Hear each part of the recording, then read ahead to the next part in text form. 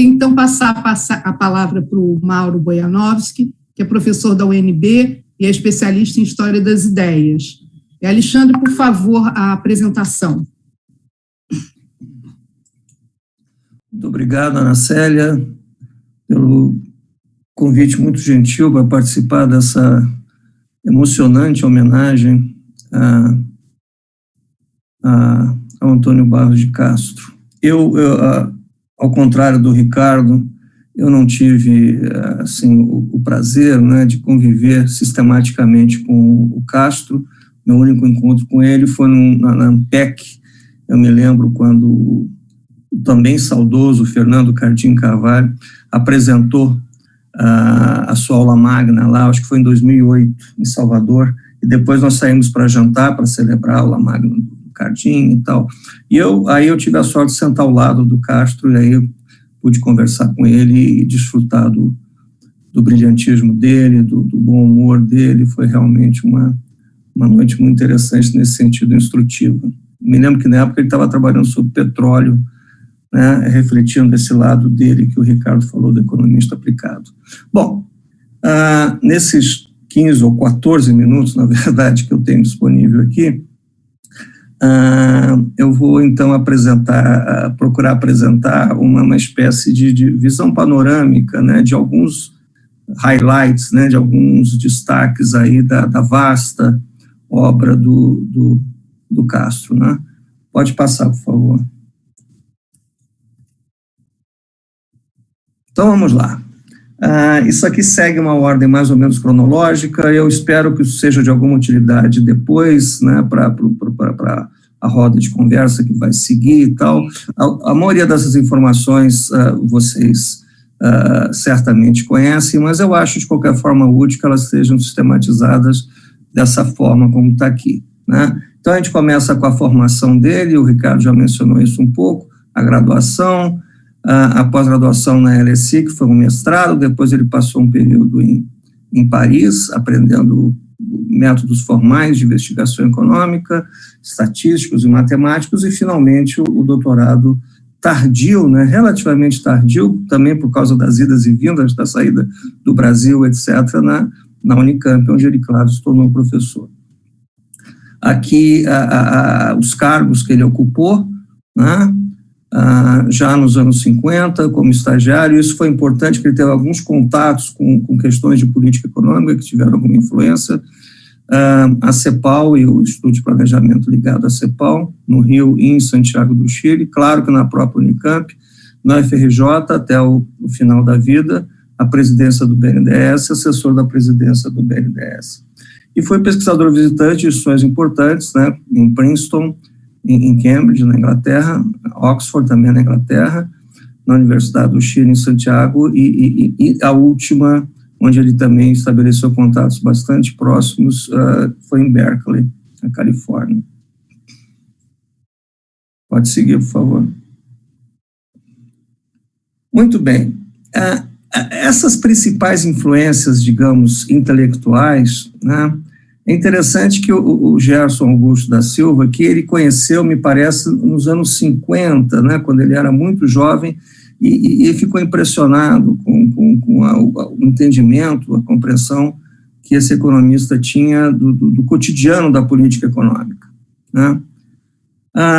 Bom, agora, influências, digamos, mais remotas, digamos assim, fruto de leituras e não de contatos pessoais, né, o Wicksell, né, que é um economista neoclássico, digamos assim, mas cuja produção na área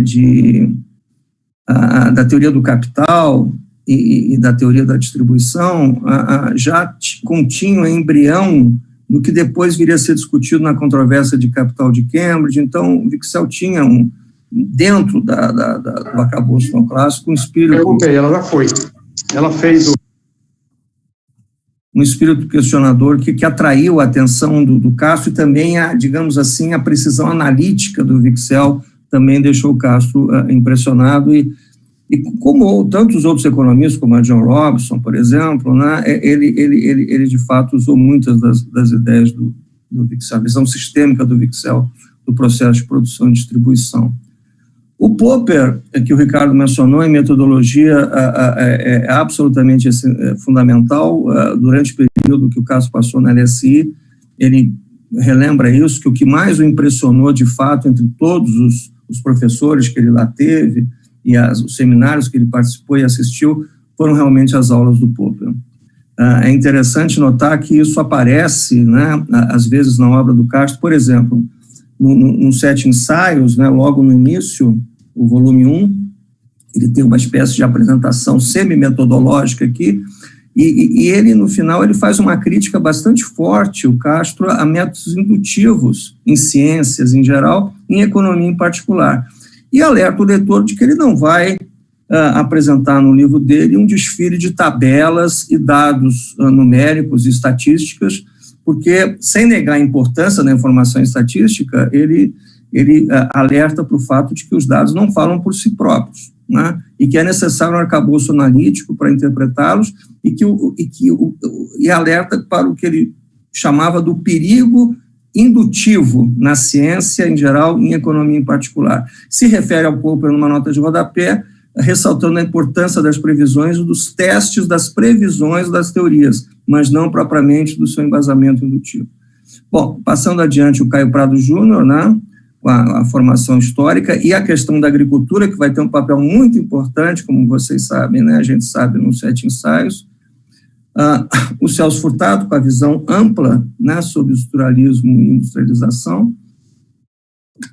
O Marx e o Tugan Baranovski, o Castro tinha um entendimento bastante profundo do Tugan Baranovski. Quanto ao Marx, isso não é surpreendente, né, mas o Tugan Baranovski é relativamente surpreendente, né? Mas ele era impressionado com a teoria dos ciclos econômicos do Baranovski e a forma como o Tugan encadeava a parte abstrata, baseada em parte no próprio Marx, com a parte aplicada e empírica sobre os ciclos econômicos da Inglaterra. O Polanyi com as instituições, no estudo das instituições, e, finalmente, o Schumpeter com a tese sobre a importância do progresso técnico do capitalismo. Bom, aqui uma lista de publicações, né, claro que todas elas conhecidas, os Sete Ensaios, traduzidos do espanhol, a abordagem estruturalista com Introdução à Economia com Carlos Lessa, que, aliás, nos deixou ano passado, né? Está aqui, traduzido para o espanhol, um dos livros de economia mais vendidos na América Latina de todos os tempos. Os Sete Ensaios, o Capitalismo Ainda é Aquele, que foi traduzido para o espanhol também, a Economia Brasileira em Marcha Forçada, que se transformou também num clássico. Aí depois a gente tem os artigos, esse da PPE, que a Ana Célia mencionou, o Keynes e a Vera Tradução do Ciclo, também na PPE, né? Esse artigo na revista da CEPAL, sobre a economia brasileira em 2003, e também um artigo que talvez tenha sido o último artigo dele de grande importância, que é sobre a economia chinesa na REP, Revista de Economia Política, em 2008. Então, uma obra bastante vasta e variada, mas com alguns temas que perpassam, né, a trajetória do Castro. Podemos seguir, por favor. Muito bem. Vamos ao Castro Lessa, né, que é o primeiro, como a gente sabe, o primeiro livro-texto de economia estruturalista que foi escrito sob encomenda do Aníbal Pinto, né, para os cursos que a CEPAL realizava aqui no Brasil e também em Santiago.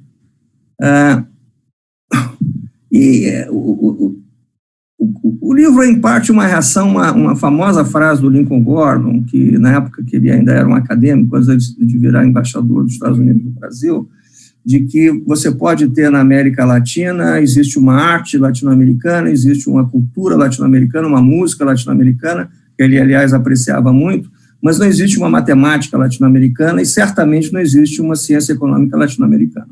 A ciência econômica é internacional e, de preferência, feita nos Estados Unidos, e cabe aos latino-americanos, à periferia em geral, tentar reproduzir aquilo. E o livro é uma reação a isso. Não, existe sim uma ótica latino-americana, e é interessante notar aqui que, digamos, o traço essencial desse livro, do ponto de vista metodológico e teórico, né, é interpretar o sistema econômico como uma matriz de insumo-produto. né? Essa é a forma de transmitir para os alunos a interdependência dentro do sistema e, ao mesmo tempo, a sua composição estrutural, a ideia de estruturalismo. A formalização, através de matriz de insumo-produto, se torna uma marca registrada na economia estruturalista cepalina e fora da CEPAL também, e o livro do Castro com Lessa é um registro muito importante e pioneiro disso, né? Consequentemente, as relações agregativas são ponto de partida, ou seja, macro e não micro. Ele não constrói a discussão macroeconômica a partir de uma consolidação das várias dimensões microeconômicas, mas é ao contrário, exatamente o oposto, o que é também, do ponto de vista metodológico, bastante inovador. É interessante que o competidor dele, competidor entre aspas, né, mas digamos competidor no Brasil, que era o livro do Samuelson, de Introdução à Economia, mais tarde vai fazer isso também, vai começar pela macro e depois passar para micro, mas vai ser anos depois. Pode seguir, por favor.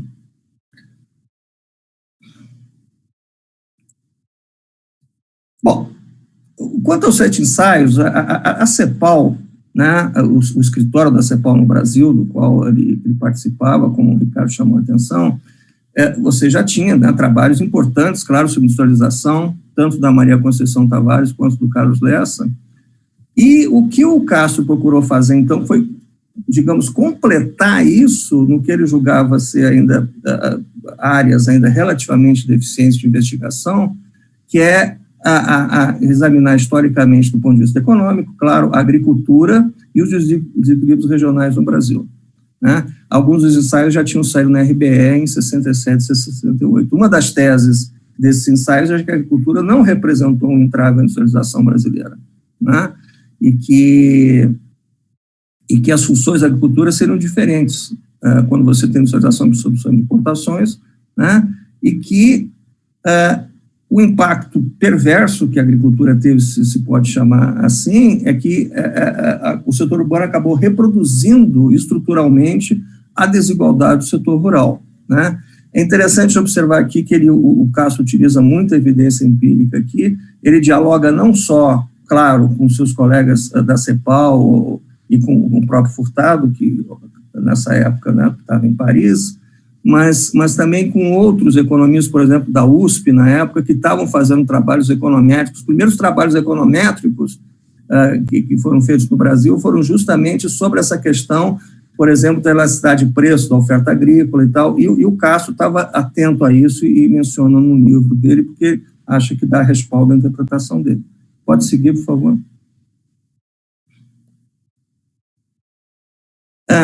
Ele rejeita a hipótese estagnacionista, né? O 7º ensaio, que espero eu, eventualmente, seja publicado, que foi escrito em 68, né, Reflexões sobre o Modelo Brasileiro, mas nunca foi publicado, que é sobre exatamente a questão do efeito da concentração de renda sobre a industrialização, né? E ele retoma esse ponto, e aí sim, amplamente divulgado, numa resenha bastante polêmica que ele fez e crítica do mito do desenvolvimento econômico do Celso Furtado na PPE em 1974. Né? Essa foi a segunda polêmica que o Celso Furtado se envolveu com o estruturalista. A primeira, claro, foi com a Conceição Serra, sobre estagnação, que é a mais conhecida, e essa com o Castro. Então, a demanda por bens duráveis afeta toda a cadeia produtiva, né? E a demanda intermediária, então, é central para a dinâmica capitalista. Então, aqui é essa noção de interdependência setorial a lá Tugan Baranovski, né, um autor que o influenciou bastante. Além disso, a difusão de inovações propicia um acesso generalizado a bens de consumo a lá Schumpeter, quer dizer, tem um processo de ondas cíclicas em que a inovação transborda para o resto da economia. E ele negava a existência de dualismo na economia brasileira. Setor moderno, setor atrasado, ou seja, um dualismo a lá Arthur Lewis. Pode seguir, por favor. No período em Campinas, a gente tem um livro de 79, né, o Capitalismo ainda aquele, o Doutorado, né, a crítica dele ao Kalecki. Não sei se o Mário Postas vai estar presente aqui, que esse foi um grande debate teórico, né, que a gente teve nos anos 70 e 80 na nossa academia, sobre o Kalecki. E isso teria levado a noção de que o capitalismo de grandes empresas está imune a crises causadas por compressão de lucros e reversão cíclica, né? E isso ele achava uma ideia errada. A tese de doutorado, né, sobre o avanço tecnológico. Então, a questão da tecnologia, ela aparece aqui dessa forma, associada aos oligopólios, e, historicamente, a questão da economia açucareira escravocrata no Brasil colônia. As características da industrialização retardatária que aparecem nesse livro, você tem a importância da dimensão política, né, porque, segundo Castro, as mudanças na estrutura produtiva não eram resolvidas pelo mercado, ao contrário da industrialização clássica, e aqui ele se refere aos trabalhos conhecidos do Gershon como industrialização clássica, ou seja, industrialização na Europa Ocidental e nos Estados Unidos. O Brasil seguia uma trajetória distinta. Pode seguir, por favor? Então, já encaminhando para o final, você tem essa comparação entre dois movimentos de crescimento industrial no Brasil. Segundo Castro, você tem um pós-guerra até os anos 70 e de 1990 em diante. Em ambos os casos, você tem um catch-up, mas no segundo, ocorreu uma abertura comercial, ou seja, o fim do processo de industrialização e substituição de importações, as formas de gerência das firmas se modificam, né, a modernização por causa da internacionalização da economia, né, mas esse crescimento não se baseou no aumento da taxa de investimento e capitalização. Pode seguir, por favor?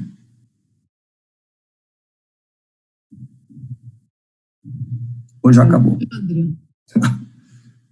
A partir de 2004, aqui ele pega um período de crescimento, né, que você teve na economia brasileira, que está associado, segundo Castro, ao crescimento chinês. Daí o grande interesse dele pela China, como a Ana Célia também trabalhou nisso com ele, e esse deslocamento do eixo de gravidade da economia mundial, né. Ele faz uma comparação muito interessante sobre o deslocamento do eixo econômico mundial, quando os Estados Unidos substituíram o Reino Unido, né, no início do século XX. Então, você tem isso que ele chamava do mundo sinocêntrico, né, onde o Brasil é um grande fornecedor de matérias-primas, né, e o Castro tinha essa visão relativamente otimista, de que na época era justificada pelo contexto da época, que a restauração do parque industrial brasileiro permitiria participar competitivamente desse mercado internacional.